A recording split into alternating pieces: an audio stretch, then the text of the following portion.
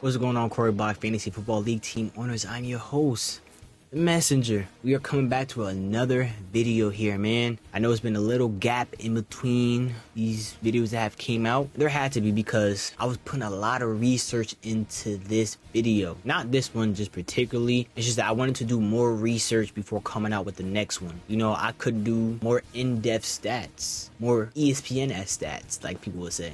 That ESPN stat. You know, some of the stuff is important when gauging the team. So going forward, when I'm doing every other video, I will make sure I have the stats just like I have for this one. You know, I could miss them like I did for Jamar's video, but I'm trying not to. I want to make sure I get the pros and cons for everybody. So without further ado, let's hop right into this video and breakdown. As y'all could tell from the title, we got Zay. Now, out of everybody, some might be asking, why Zay? Well, Zay had a lot to say, as he always does. You know, I saw Zay in the comments saying, you know, him and antagonists are probably in the same tier. I don't know about that. I can't say where the antagonist is just yet. That will be in a later video, but I can tell you where you're at right now. And just so everybody knows, every team is different. Every owner is different. Some owners might have similar resumes, but similar resumes could get you placed in a different tier. So that's why you want to make sure you always speak for yourself, because you never know where you could get placed at. Now let's hop right into these stats. Now let's go over some pros for Isaiah. We'll start off with the 2023 season. So for the 2023 season, Isaiah finished with an 8-6 record. This is his first season too. That's good for a rookie. 8-6 is good for a rookie. That's a 57.14 win percentage. And just so y'all know, I'll always highlight the name or cell of that person so we know where we're following at. Now Zay did start off the season 1-4, as you can see right here, but he finished strong and went 7-2 to end the season. That's tough. And he ended the season on a 5-game win streak. As y'all can see, that 9-game stretch, that's tough. 7-2, last final 9 games of the season after starting 1-4. Come on, man. Salute.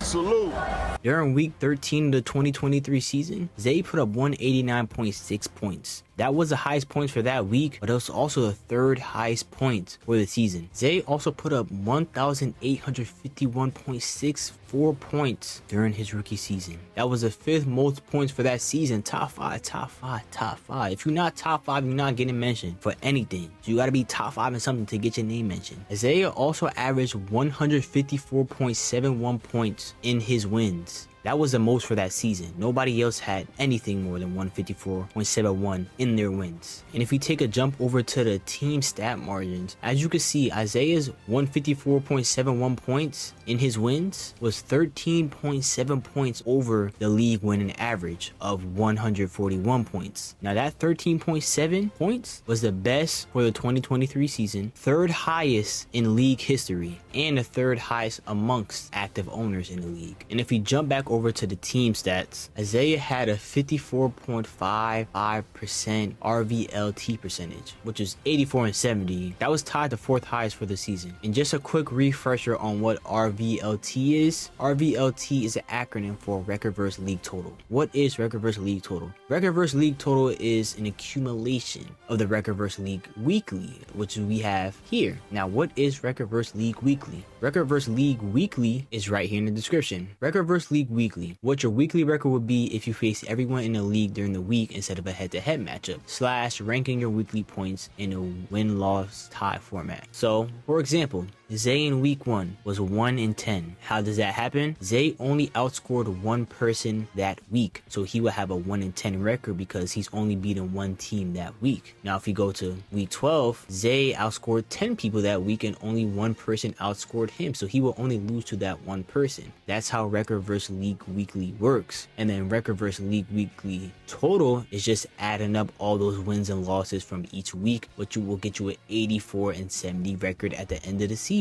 Another pro for Isaiah, he had a 29.45 win margin average. So what does that mean? By the end of the season, in his wins, he was winning by an average of 29.45 points. That's tough. That was the 4th highest margin of the season. Now say what you want, now that's a solid rookie campaign. He did a lot well his rookie season, and you gotta give credit when credit is due. Now to get into the pros of his 2024 season. There are no pros, but we can get into the pros all time. You know, this is not much of a pro. It's not so much of a con either. It's literally neutral, but he has a 14-14 record all time. You know, take that as you want. It's sitting at 50%. Another nice stat for Isaiah all time is he has 3,598.9 points through 2 seasons. And through 2 seasons, that's the 4th most all time through 2 seasons, just so we're clear here. And just to throw this out there, scoring did change over the years. The 2024 season was the highest scoring season for everybody because the point format did change. So that does lead to the newer players having more points earlier on in their careers. It's not to take away from anything from Isaiah, but it should be known that scoring has changed drastically in 2024. But credit still to Isaiah because he is 4th all time through 2 seasons, and that is an accomplishment. Now that's everything good all time for Isaiah, but I do want to get to some of his awards. Now, when it comes to all Cbffl, Zay has 3 total. He has 1 first team, as you can see, and 2 second teams. He got 1 for his running back in 2023. He got 1 for his kicker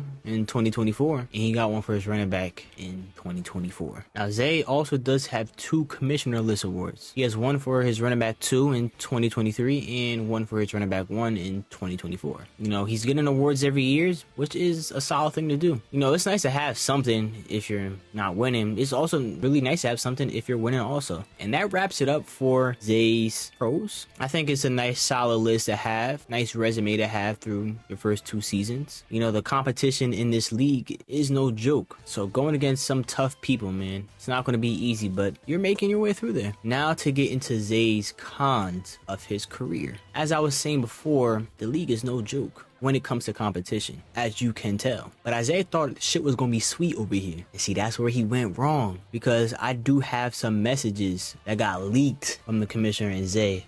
These messages were 2 years ago. And what was said during the conversation was the commissioner listened off like everybody who was in the league at the time, because Isaiah was going to be joining for the 2022 season. There was a lot of drama happening there with somebody potentially about to get kicked out, but it didn't happen. So Zay never got to join, but he was on the verge of joining. And once the list of names who was sent to him, he said, oh yeah, easy money. Unfortunately for Isaiah, it was never easy money for him because he has not won yet. So it wasn't easy money. If it was easy money, he would have won. And the commissioner and Zay were having a conversation about, you know, certain teams, like which team might look better. He said they both look weak in his opinion. So the commissioner did have to reiterate to him that it was a 12-man league, so it might look a little different compared to what he might have been in. He could have been in a 10-man or he could have been in an 8-man. And I'm talking about Zay. And Zay did respond to the commissioner saying his is only an 8-man league. The commissioner responded to him saying, that's how I know you couldn't make it in this league. Now Zay said to him, crazy. The commissioner responded, nigga, you're playing in an 8-man. Any nigga that's talking tough about fantasy that's playing in an 8-man, never take them seriously. Ain't no competition in an 8-man. It's just straight star players. You ain't got those role players that you gotta put on your bench on a bye week when Jamar Chase is having a bye week, or Justin Jefferson is having a bye week. Jamar Chase have a bye week in an 8-man, shit. You put in Debo Samuel or some shit like that.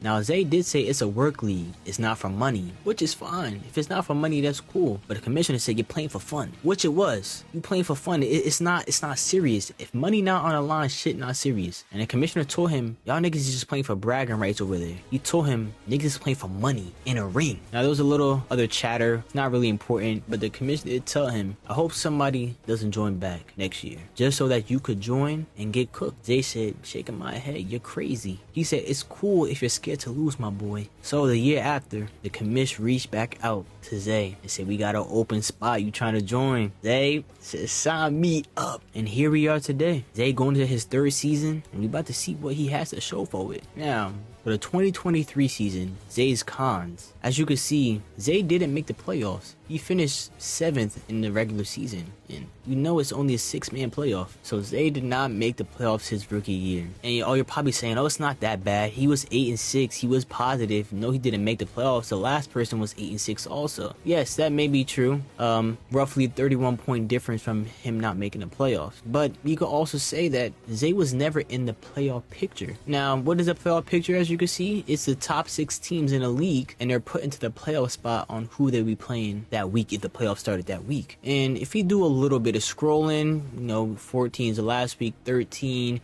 12, 11, 10, 9, 8, 7, 6, 5, 4, 3, 2, 1. And as I scroll through all those, I look again, and one thing I don't see Zay's name at all. Zay was never in the playoff picture. Never. He was never a top 6 team in the league at one point. Isn't that crazy? So did he really just miss the playoffs? I mean, yeah, I guess he did by 31 points, but what got him there? Now, as we go back and check Zay's schedule again, is that he did start off the season 1-4, which is very unfortunate. You never want to really start off the season like that. I mean, he did finish strong, but you don't want to start off the season at 1-4. You're putting yourself back. But why did he start off 1-4? We can get into that. The league drafted their teams and everyone was cool with their teams except Zay. Zay was hunting trades before the season started. There's nothing wrong with not being content with your team after the draft. You might have had some players that would take them before you and you didn't get everybody who you might have wanted. It goes like that sometimes. So Zay was hunting a trade, asking people, ooh, who would you want for this person that I have on my team? Ooh, I really need this on my team. Who can you trade me? So Zay did find a trade. And the trade was Tyreek Hill and Tyler Lockett, who he was trading away for DK Metcalf, Jonathan Taylor, and Jerry Jeudy. Now, mind you this trade happened before week 1. So Zay never saw Tyreek Hill on his team play a game. Just some quick stats for y'all to gauge how this trade really went. Tyreek Hill finished number 2 wide receiver in fantasy. Tyler Lockett finished as the number 32 wide receiver in fantasy. Both combined for 578.8 points during that season. The players he got, DK Metcalf finished the number 21 wide receiver in fantasy.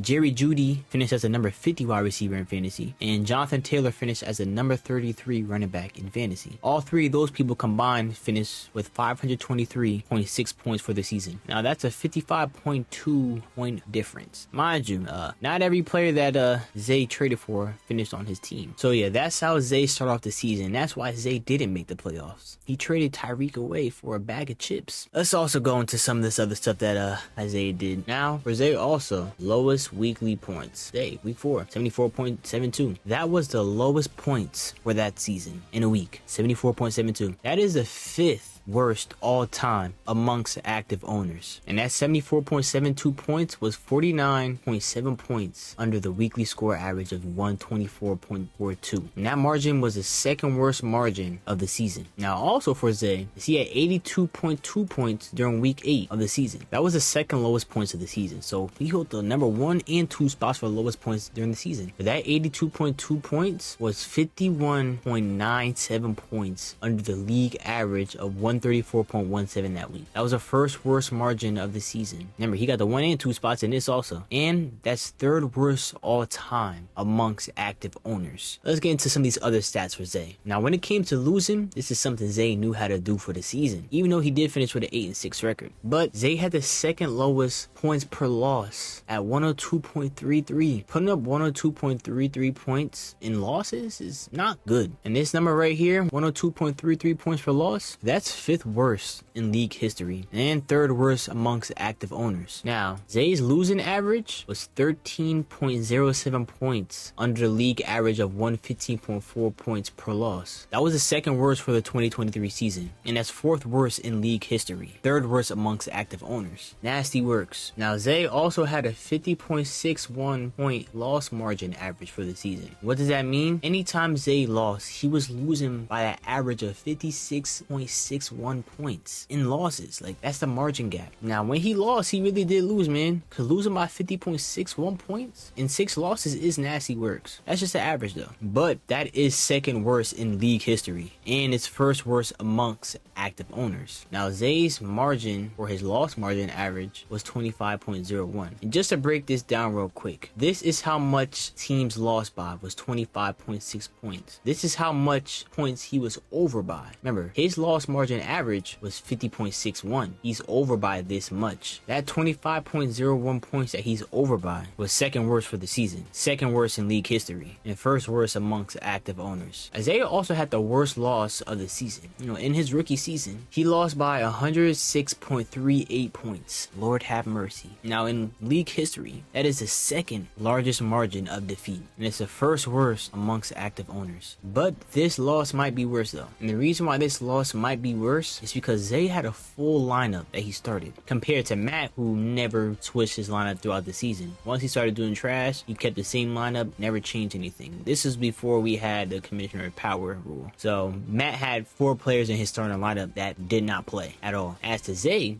had a full lineup, chose his starters for that week. Now Zay's loss margin for that week was 53.57 over the loss margin average. The loss margin average for the week was 52.81. Zay lost by 106 plus points. That's nasty works. And that 53.37 points, third worst for the 2023 season, surprisingly. That was 4th worst in league history and 3rd worst amongst active owners. Isaiah also had the 3rd worst loss of the season at 88.18 points, and Zay's loss margin was 59.9 points over the league average. The league average that week was 28.25 points. That's how much teams are losing by for that week, but he was 59.93 points over that. That 59.93 points, 2nd worst for the 2023 season, 3rd worst in league history, and 2nd worst amongst active owners. Zay also had the 4th worst total point margin. What is the total point margin? The total point margin is how many points you scored minus how many points got put up on you. So points for minus points allowed. And that is all the cons for his 2023 season. Now that's all Isaiah's cons for the 2023 season. Now he did have some nasty cons for the 2023 season. I mean, that was his rookie season. We gotta cut him some slack. But now for the 2024 season, we got some cons to go through. Now let's get back into some of Isaiah's antics again. Now, as you remember last year, he made that bad trade for trading away Tyreek Hill. You know, stuff like that makes you a bad owner. You know, you're not competent in making trades. You're taking advantage of yourself. And you know, there's a word for that. Well, there's a term for that. Trade. I don't know what it is. It rhymes with 8. We don't want to put that on YouTube though. But we would thought he would have learned his lesson. He did not. But one thing he did learn is to not trade before week 1. So he traded after week 1. He traded away Derrick Henry and Raheem Mostert for Ramondre Stevenson and Jake Moody. Now, kickers did get a boost in some of their points, but Jake Moody just happened to go off. And I think for that season, a lot of kickers had phenomenal games. It really had nothing to do with scoring as much. It was more so that kickers are just kicking the shit out of these balls this year. Not these balls, though. I could say not these nuts. But when have y'all ever seen a kicker get traded? Like for something like this. You know, sometimes you might see a kicker in the trade because like, oh, you got a good kicker, I want him. But it's nothing that's worth like for Derrick Henry. Isaiah's proposing these trades. No one's sending it to him. He's proposing them. I remember he was talking shit. He like, yo, Jake Moody just balled the fuck out. Bro, it's a fucking kicker. Now, thankfully, the league vetoed this trade because that would have been terrible. Terrible. Because you know who it was going to? It was going to pop it. And we couldn't have another Josh Isaiah Singletary situation again. Not this time. So the league did the right thing in vetoing that trade. Isaiah should be thanking the league for that, to be honest. And just some quick stats about that trade. Derrick Henry finished as a number 4 running back in fantasy. Raheem Mostert didn't really ball out, but finished as a number 61 running back in fantasy. They both combined for 411.5 points for the season. Ramondre Stevenson finished as a number 29 running back in fantasy, and Jake Moody finished as a number 23 kicker in fantasy. He was in top 5, top 10, top 20, number 23 kicker. They both combined for 312.9 points for the season. Come on. What are we doing here, Zay? So yes, I am holding that against you even though the trade didn't go through, but like stuff like this has to get counted. It's not all numbers, it's decision making also. Zay also finished 9th in the regular season standings at a 6-8 record. Zay also finished 11th in points with 1,747.26 points. Nasty works. So man, we were 2nd worst in scoring. That's nasty work. Zay also missed the playoffs again, so that's back-to-back years no playoffs. Stat right here is, as you can see, 1 out of the 14 weeks, Zay finished above the weekly scoring average, but those other 13 weeks, all under the weekly scoring average. This right here is tied worst in league history. So yeah, nasty works doing this, being under the weekly scoring average every week besides week 12. Nasty works. Zay also had the 2nd worst scoring average for the season, which lines up with his points, 124.8 points per game. That 124.8 points per game was 13 points under the league league average of 138.02 points per game. That was the second worst margin for the season. That was 5th worst in league history and second worst amongst active owners. Also, it should be known that through all 14 weeks, Zay was under that average score. Now, 1 week was he above that. That's tied first worst in league history. Now, Zay did have some wins throughout the season, and as you can see here, all of his wins that he had, all 6 of them, was also under the weekly win score. Zay never put up more than 139, never reached that 140 mark in his wins. So when it came to winning, you really weren't good at that. Every week you were under the weekly win average. This has been done a total of 6 times in league history though. But Zay does hold the record for the most wins in a single season without at least 1 win being over the league average. That's an ESPN stat. Yeah, it definitely is an ESPN stat, but not 1 win over the weekly win average. You have the most though of that. So that is your record. It's not a good record, but it's a record, and it's 6 wins though. So that's why you have the most.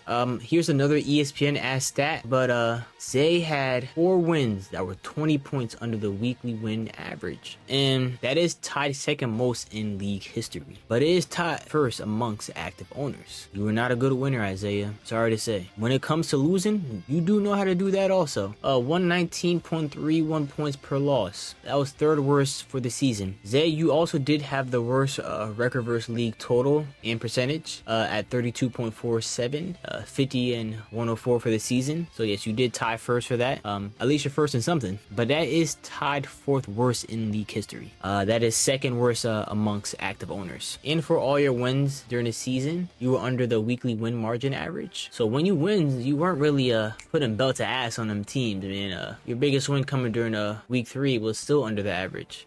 This is the 3rd time that has happened in league history, but you do hold another record. The most wins in a single season, 6, being that not 1 win being over the weekly win margin average. This is tied 2nd most in league history. Zay is tied 3rd for most wins that are 10 plus points that are under the league weekly win margin average. This is in league history. Tied 3rd, 5 wins in total, over 13 under, just under 13 under, 11, 13, 12. This is nasty work. So when you were winning, you weren't doing it by much. You was under that margin 5 times. Zay, you also had the 3rd worst win margin average for the season at 15.5 points. Not a big winner. Zay, you also had the 2nd worst loss margin of the season at 31.89 points. So when you were losing by a lot. Big amount. Zay also had the 5th worst loss of the season at 73.78 points. Yikes. BTA. Zay also had the 2nd worst total point margin of the season at 162.14 points. And that is 4th worst in league history amongst active owners. And I promise you, that's it for the 2024 season. It was a bad one. You didn't have a bounce back season from missing the playoffs the first year. Hey man, but that's not all the cons that we got. We got to get into all time. Now when it comes to all time, Zay, you don't do yourself justice, but you never did yourself justice in any of the other seasons anyway. So what's about to be said, it's well deserving for you. Now this isn't on the stat sheet, but you can find all this in the stat sheet.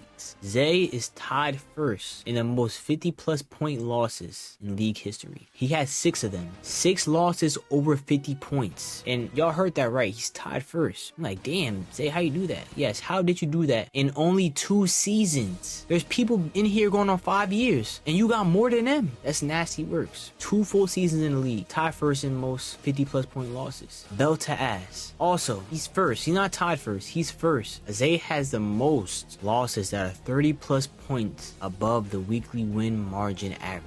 Just so y'all see what that looks like. Stuff like this. 53 points over, 59 points over, 35 points over. He has the most of those. He has 4 total, 3 from 1 season. Zay also has a 5th worst losing average in league history at 112.03 points. That's 1st worst amongst the active owners in the league, as you can see. Nasty works. Zay's record versus league total is 134 and 174 all time. And that comes out to 43.51%. That's 4th worst all time. That's 2nd worst amongst active owners. Through 2 seasons, that's 2nd worst. At 23.47, Zay has the 5th worst win margin of all time, and that's second worst amongst active owners at 39.91. Zay has a fourth worst loss margin average of all time, and this is first worst amongst active owners. Zay also has a negative 230.22 total point margin. This is fifth worst of all time and is second worst amongst active owners. Nasty works, Isaiah. Fortunately for you, this is everything that we have on you. This was very in-depth. No, we didn't just go in-depth because it's Isaiah. We're going in-depth because we want to do this going forward for everybody, so we really know some of these records that they might hold, good or bad. But I will say, Isaiah, you are in your own lane. Now, it might not be the fast lane, but it's a lane. It is a lane. It might be the lane that's the nearest to the exit. You know, you might need to get off on it at some point. But yeah. Now, you were saying you and the antagonist are in the same lane. I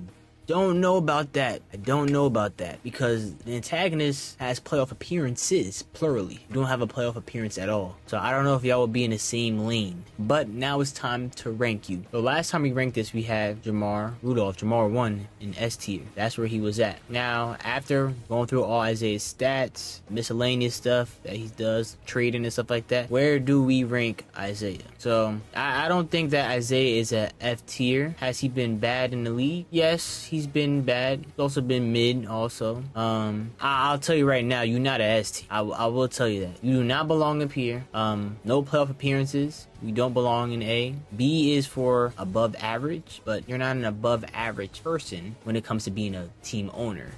There's nothing above average about your resume. C is average.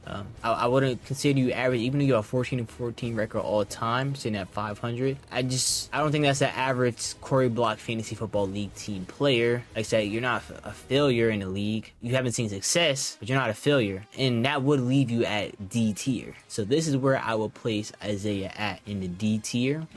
As we can look at the stats and really see that is the reason. And some of the stuff that you do, like these trades that are very bad, which you've had multiple trades get vetoed, stuff like this, it gets you in a D tier. But like you see, there's a lot of room for improvement for you. I think you really just need to focus on yourself and not the antagonist. The antagonist is doing his own thing. I know that is one of your rivals, but y'all not in the same boat.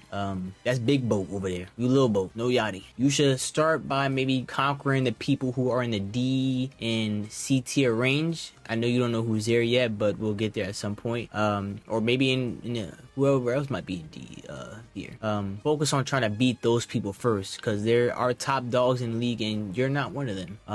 And the top dogs aren't probably even worried about you. They're probably worried about the other top dogs and how they can beat those other top dogs when it comes to playoff time. You should strive to make for the playoffs. I think everybody should strive for playoffs. But ever since you've been in the league, you've been barking up the wrong tree.